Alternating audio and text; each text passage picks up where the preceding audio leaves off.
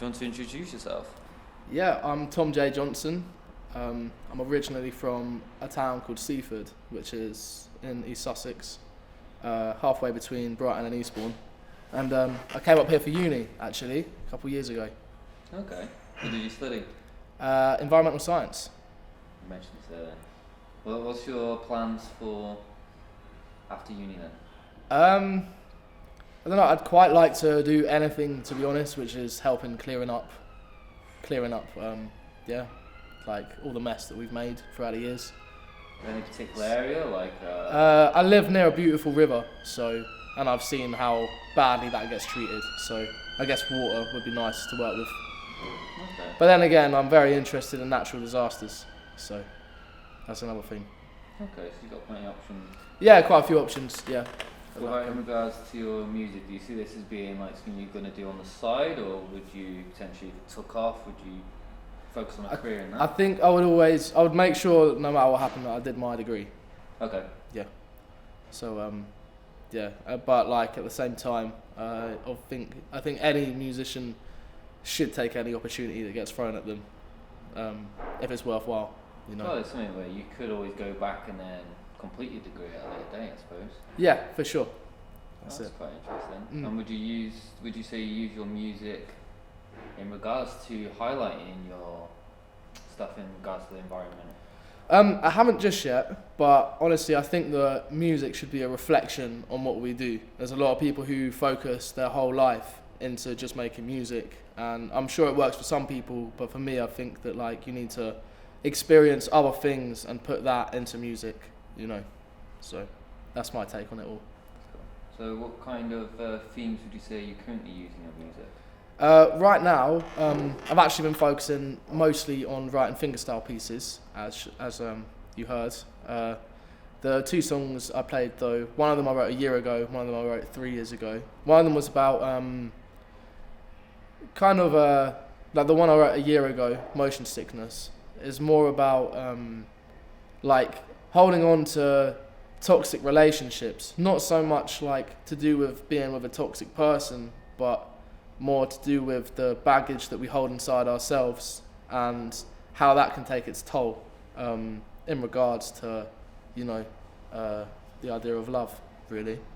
So, and also like learning lessons and like accepting things, you know, accountability, which is something that a lot of people throw away or put a veil over when it comes to relationships, you know, so.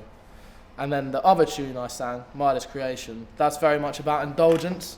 I think that like we live in a world where like, well, or at least in England, we live in a culture, or the UK rather, we live in a culture where everybody drinks and, you know, does loads of things that maybe they shouldn't, and they kind of like, I feel like that culture really makes it so we kind of value like these short-term fixes more than like cultivating an honest happiness inside ourselves, you know, building ourselves. But at the end, when I start repeating the song title, I'm doing that to show that like I'm one of those people as well who like I am indulgent and I'm exactly the same, to be honest, because that's how it's all shaped me as well. So we all fall prey to it, don't we? We all fall prey to it. Yeah. Exactly, that's it. And I did a lot when I was very young. You know, it's like I drank a lot and smoked a lot of weed when I was very young. You know, which I'm now 10 weeks sober as of this interview. Sick. So, yeah. And how old are you? If you don't mind I'm 27. 27. Yeah. Okay, sick. Yeah. So I think that's good going. How long? 12 weeks. So 10 weeks. 10 weeks. Yeah, 10 weeks sober now. And I'm playing like in all kinds of pubs, and all my friends drink, and a lot of them smoke still, and I just kind of sit there and just. Do you feel a big difference? I do feel a big, like there's a massive clarity inside myself, that's for sure. I used to wake up quite angry with a lot of things, which I don't anymore, you know. I'm really kind of trying to listen to inside myself and like sort some things out, you know, rather than feeling angry and going to smoke a joint, or feeling upset and drowning that. That's really awesome, man. Thank you. I think the thing with cannabis as well, it can leave you a very cloudy almost like you're always in like a dream state. Yeah, definitely. It can, and I smoked it for many, many years. Started smoking when I was 13, so. Well, pretty young then. Yeah, very young, so I'm glad to be out of it and to not feel, I don't know, so affected as I see other people somehow. Because I've got no hatreds towards alcohol or weeds in general, like whatever works for anyone works for them. Everyone needs a vice or something, so yeah. Do you reckon, can you already feel it's making a difference to the music you're making? Yes, I'm a lot more focused, just in general, like with uni as well, I'm pretty much spending all my time now either playing guitar and singing or doing uni work, and it feels great. I feel like I'm very productive now, when most of the time I was just trying to do as much uni work as I could to feel not guilty about smoking a joint or going out and drinking with my friends or something, And also, I would rely on weed a bit for music, because it could really make me zone into my guitar playing and stuff. Not my singing, made me sing awful, like genuinely, but yeah. But now I feel like a healthy balance, which I'm still growing with it as well, and I'm still adjusting. I think even after 10 weeks, I feel like a big kind of like, I could just go and drink or smoke, but I feel like I've done enough of that in my life so far. So for now, at least, I'm just seeing how it goes and trying to like get a hold on everything else, Oh, really sick, mate. I wish you the best. Thank you. It's really hard knowing that those temptations are always there as well, especially when your friends and that always. Yeah. Although I think that like the fact that they're around me and they're always like doing that kind of thing as well, it helps me because like I know a lot of people, they want to like shut the door on that and they want to pretend that it doesn't exist, and then as soon as they're exposed to it again, they're straight back on it. And I'm kind of glad that my friends around me do still do that kind of thing, because I can just kind of sit there and remember why I don't do it, and like can test my willpower. It's going to be interesting in a new chapter then, being clean of all this. This is it as well, I already feel like massive changes in my life. I'm waking up early, and I've got so many more musical ideas now, and I'm really trying. Like I'm learning so much on guitar now as well, which is one thing I've always done: learn other people's songs, which I think not a lot of people do these days. It'd be interesting to see. So you said you were 13 when you first started. Mm-hmm. How long has it been that you've been making music? I first played guitar when I was 7 years old, and then I had a couple of lessons, but we could never find a teacher which was so consistent. Had like a slot for me all the time. So I gave up when I was 12, and I didn't start again until I was just about to turn 16. Okay.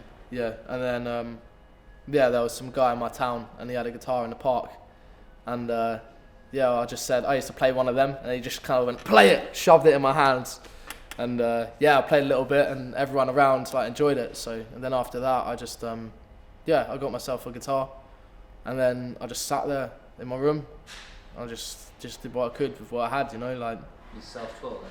Yeah, well, I think self-taught's a funny time in general. I think like it's like in the old days or whatever, self-taught would imply that you're literally learning everything by ear. But these days, like there are so many resources about with YouTube teachers and tabs as well, which are there to help everybody. Like I think using the word self-taught is very much a kind of label that people kind of glorify in some kind of sense, or glamorize rather, But yeah, I have sat there in my room just using the resources available to me and try and just working really hard, I think a lot of people say that their guitar is their Netflix or their Xbox, but really, if you want to get really good, it should be your gym, That's good to say. Yeah, this is it. So is there anything you're working on at the moment then? Any upcoming new music? Yeah, I'm actually looking to get some stuff recorded. I've just got a really nice setup in my house. My housemate, Hayden J. Barlow, He's very good at recording, so I'm sure he'll help me out, you know. And hopefully over the next few months I can get an EP sorted. So, but at the same time, every day I'm jotting down ideas, which is something that I'm trying to keep consistent with, you know, to make me see that I am moving forward, and trying to never take a day off from that, you know, because it's very easy to fall into to be comfortable, you know, when you get to a certain level with music. Okay, that's cool. And you're doing quite a few open mics as well. Yeah, I mean, normally in Manchester I perform like 2 or 3 times a week. The Whiskey Jar has me like once every 3 or 2 weeks, which is really nice. This place here, the Lion's Den, this is where I used to play here every week as well. I haven't been here in a while though. There's also, I play at the Crafty Pig pretty much every other Friday, which is a rowdy pub, and it's normally covers, but I enjoy it, you know. When I used to play like down south, I used to play in very, very rowdy pubs, so it's kind of a throwback, you know. So you never know what you're gonna get, you know. I mean, I had some really good experiences there, met some really good people there, you know, at the Crafty Pig. Someone who got me a gig supporting the Chameleons, which was really, really cool at night and day. But other times it's been a bit rowdy and haven't been applauded, you know. But at the same time, I think that all of that is fine for me, because I'm living my life to try and gain as many experiences as I can, you know. And I think too many people just search for the good ones, and you've got to have light with dark, or else, you know, it's like surrounding yourself with yes men, and you'll never know. It's true. Yeah, you'll never know the truth or whatever, you know. No, that's a fair point. Yeah. No, that's cool. What kind of themes then are you working on in your latest music? Themes I'm working on in my latest music. I'm trying to get back to being quite personal in a kind of sense, you know. I like as you heard in Midas Creation, I do like to kind of be a bit philosophical, but sometimes it's really hard to write like that and not seem like you're trying to lecture people, you know. It's hard to find the kind of balance there. So at the minute I'm more trying to be a little bit more, I don't know, vague but personal. So yeah, thinking about how people use other people for validation, you know. So it's pretty much they're using them as firewood, if you get what I mean, for the fire in their own soul, and they don't really care, just throw people down and let them burn a bit so that they can heat up, you know. That's interesting. Yeah, that's it. That's one theme I'm going for at the minute. Okay. So yeah. That's cool. That's it. Also, I like the idea of being lost and also being alone as well. I've been doing a lot of things alone. I've just been going to all these gigs, stuff like that alone, and I've been enjoying myself.